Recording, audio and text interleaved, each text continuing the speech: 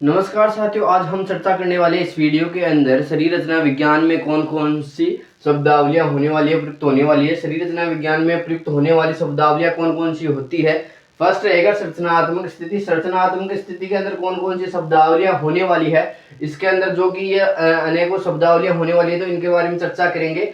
ये सुपीरियर क्या रहेगा, इंफीरियर या इंटीरियर या फर्स्ट मीडियर रहेगा, लेटरल या प्रोग्रेसिव, डिस्टल रहेगा, सुपरफिशियल रहेगा।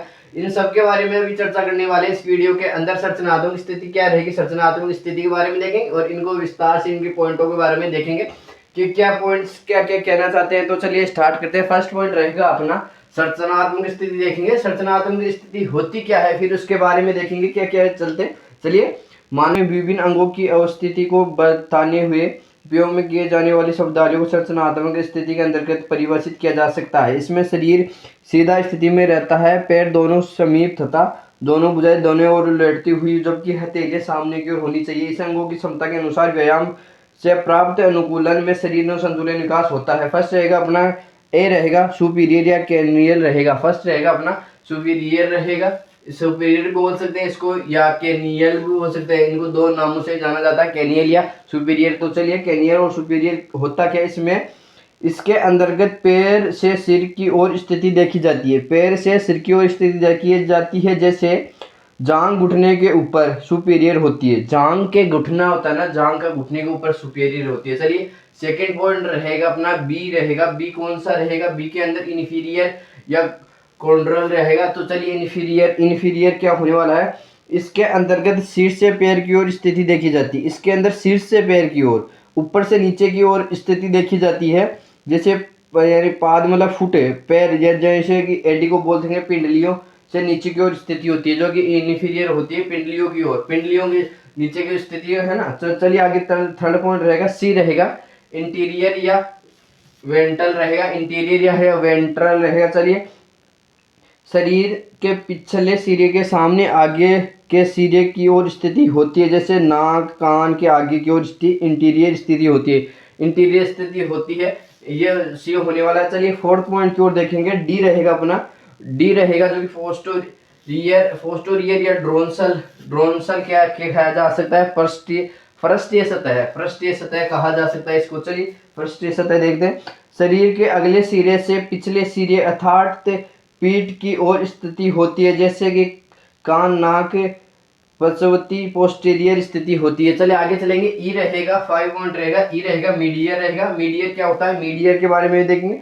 मीडियर शरीर के बाहरी भाग से मध्य रेखा की ओर स्थिति होती है, जैसे नाक आंखें मध्यवर्ती होती है। चलिए आगे चलेंगे। एफ होगा, लेटरल रहेगा। लेटरल क्या होने वाला है, एफ के अंदर लेटरल रहेगा। लेटरल क्या होने वाला है, चलिए एफ पॉइंट रहेगा अपना शरीर की मध्य रेखा से बाहरी भाग की ओर स्थिति होती है।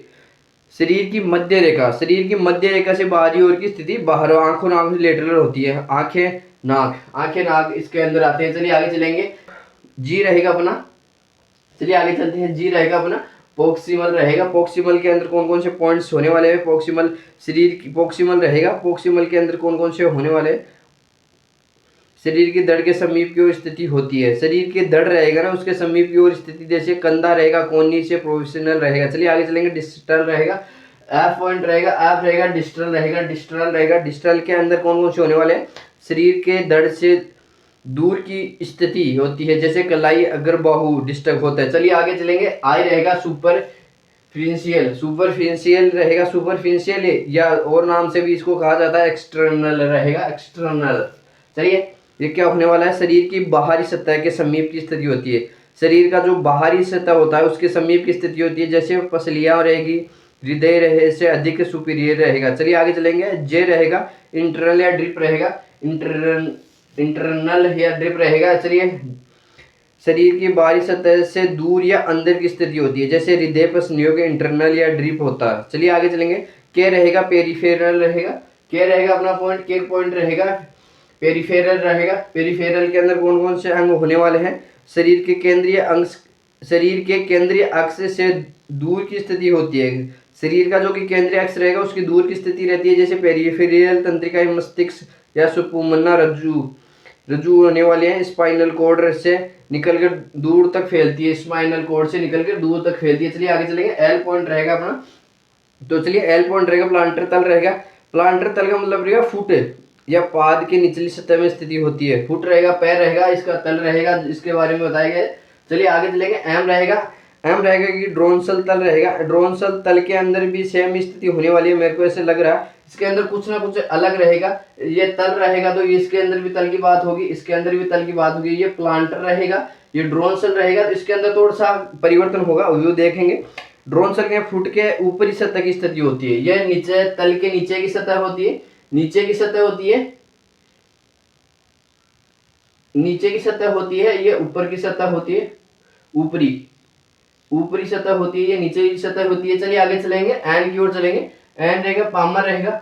एन के अंदर पामर, पामर क्या रहेगा? हाथों की हथेलियां, करतल को पामर कहा जाता है, हाथों की हथेलियों को पामर कहा जाता है। आगे चलेंगे, ओ रहेगा, ड्रोनसल रहेगा। ड्रोनसल को क्या बोलते हैं? ड्रोनसल, ड्रोनसल रहेगा हाथों की पश्चिमी सतह को ड्रोनसल, पश्चिमी तल को कहा जाता है, पश्चिमी तल को ड्रोनसल कहा जाता है, पश्चिमी तल है ना। चलिए आगे चलेंगे, और लास्ट विसरल रहेगा। विसरल के अंदर, विसरल के अंदर कौन कौन से होते हैं? किसी अंतरांग, किसी गुहा, जैसे उदर गुहा तथा अंतरांग को आच्छादित करने वाली कला को उल्लेख करना होता है। चलिए आज के लिए इतना ही, आगे की क्लास के लिए और बने रहिए।